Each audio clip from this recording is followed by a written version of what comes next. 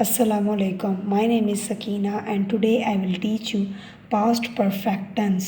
मैं अपनी पिछली वीडियो में पास्ट इंडेफिनिट टेंस जिसे पास्ट सिंपल टेंस कहते हैं वो भी समझा चुकी हूँ और पास्ट कंटिन्यूस टेंस भी समझा चुकी हूँ। तो आज हम चलते हैं अपने पास्ट के थर्ड टेंस की तरफ जो है पास्ट परफेक्ट टेंस। ये भी बाकी टेंसेस की तरह बहुत ज़्यादा आसान है और ये भी आप लोग को समझने में बहुत आसान लगेगा इंशाल्लाह। इसकी साइन है चुका था, चुकी थी, चुके थे, लिया था, ली थी, लिए थे।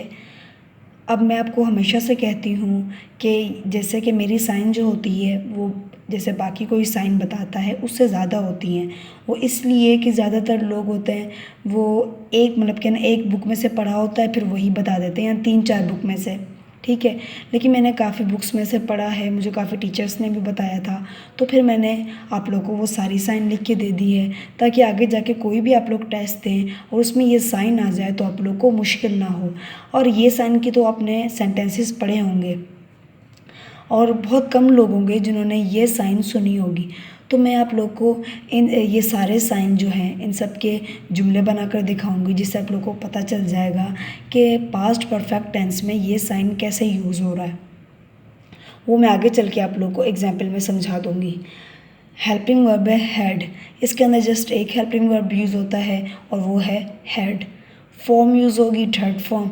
आप लोग को याद होगा कि प्रेजेंट परफेक्ट टेंस में भी थर्ड फॉर्म यूज़ होती थी, इसी तरह पास्ट परफेक्ट टेंस में भी थर्ड फॉर्म यूज़ होती है। अब आप लोग को याद करने में भी आसान लगेगा अब कि प्रेजेंट में भी थर्ड फॉर्म थी और पास्ट में भी थर्ड फॉर्म है। अब ये है फॉर्मूला। अब फॉर्मूला है subject plus helping verb plus third form plus object. मैं आगे जाके आप लोग को फॉर्मूला डिटेल से समझाऊंगी कि इसकी अरेंजमेंट ऐसे कैसे हुई है। अब मैंने आप लोग को साइन भी बता दिया, हेल्पिंग वर्ब, फॉर्म, फार्मूला सब कुछ बता दिया।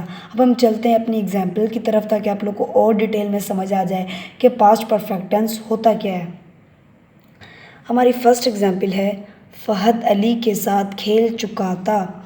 अब मैं आपको बता रही हूँ कि फ़हद यहाँ पर अलग नेम है, अली यहाँ पर अलग नेम है, मतलब इसकी बात अलग है, इसकी बात यहाँ पर अलग हो रही है, ये पूरा एक नेम नहीं है, ठीक है। अब आपको मैं बनाकर दिखाती हूँ जुमला। Fahd had played with Ali. अब देखें यहाँ पर फ़हद आया यानी कि सब्जेक्ट आया, इसके बाद हैड यहाँ पर हेल्पिंग वर्ब है, प्ले की थर्ड फॉर्म है प्लेड जो है यहाँ पर थर्ड फॉर्म और ये है वर्ब और ये आ गया लास्ट में ऑब्जेक्ट। देखें फॉर्मूले की अरेंजमेंट ऐसे हुई है subject plus helping verb plus third form और फिर ऑब्जेक्ट। फ़हद अली के साथ खेल नहीं चुका था, Fahd had not played with Ali. अब ये नेगेटिव था इसलिए यहाँ पर नॉट आ गया, यह है पॉजिटिव और ये है नेगेटिव।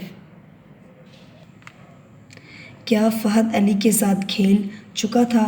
अभी हम लोग यहाँ पर ये सवाल पूछ रहे हैं। Had Fahd played with Ali.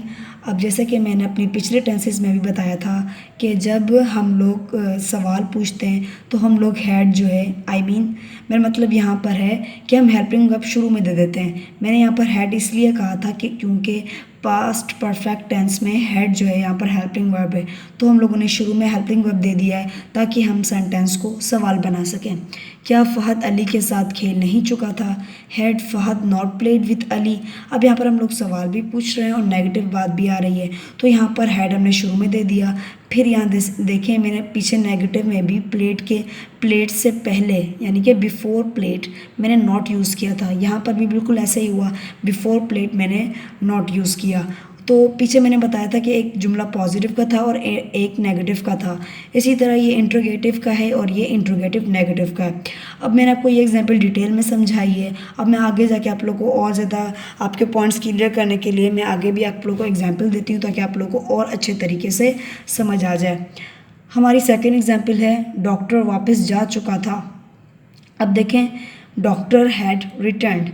अब आप लोग को मैं एक बात बता दूं, कहीं जगह पर ऐसे लिखा होगा द डॉक्टर हैड रिटर्न, वो इसलिए यहाँ पर शुरू में दा इसलिए दिया उन लोगों ने कि जैसे कोई डॉक्टर आपके घर आया और वो फिर वो वापस चला गया अपनी क्लिनिक में या कहीं पर भी, तो आप लोग को पता था ना वो डॉक्टर आया था, उसका नाम भी पता था, सब कुछ पता था।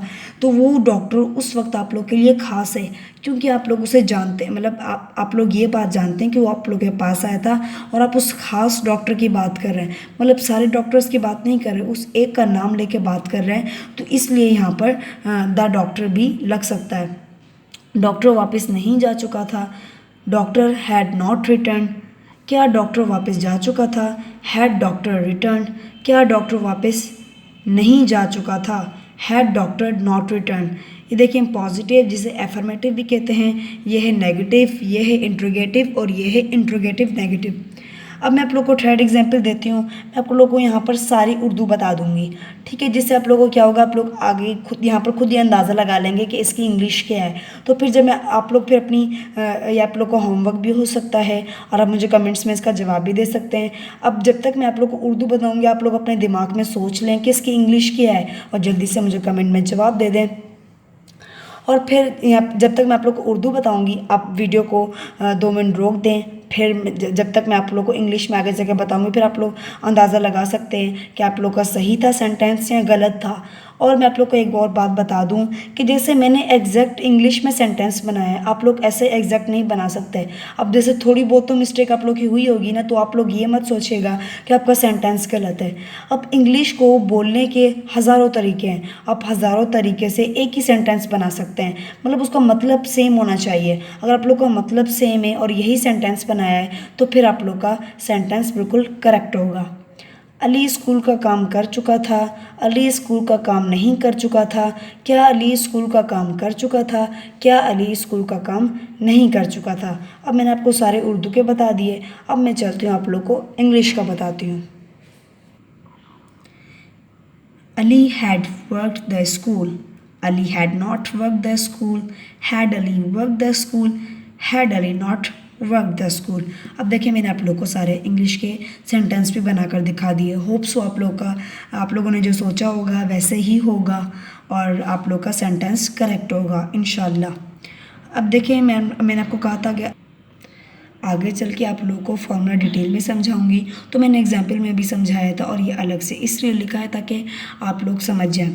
डॉक्टर हैड रिटर्न, अब देखें यहाँ पर ये सब्जेक्ट बन गया और ये यहाँ पर हेल्पिंग वर्ब बन गया और ये इसी तरह यहाँ पर थर्ड फॉर्म बन गई। मैं आपको पीछे ये बात बताना भूल गई थी कि यहाँ पर मैंने सब ऑब्जेक्ट नहीं बनाया, ठीक है, मतलब ऑब्जेक्ट नहीं लिखा, सॉरी, मैंने यहाँ पर फुल स्टॉप नहीं दिया, फुल स्टॉप मैंने यहाँ पर देखें लगा दिया। आप लोग ये मिस्टेक मत करिएगा क्योंकि ये पंचुएशन है, पंचुएशन मिस्टेक भी बहुत ज़्यादा ग्रामर में देखी जाती है। और मैंने आप लोग को यहाँ पर ये बात बतानी थी कि मैंने यहाँ पर ऑब्जेक्ट नहीं दिया क्योंकि मुझे ज़रूरत नहीं पड़ी कि मैं यहाँ पर ऑब्जेक्ट लिखूँ।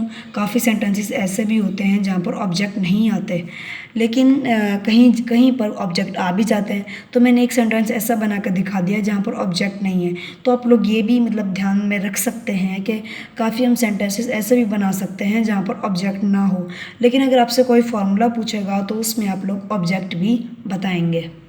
तो चले मैं आपको बताती हूँ अपने साइन, जो मैंने आप लोगों को पीछे मैंने आपको कहा था कि मैं आप लोगों को वो भी समझाऊंगी किस तरह पास्ट परफेक्ट टेंस में वो साइन इस्तेमाल हो रहे हैं।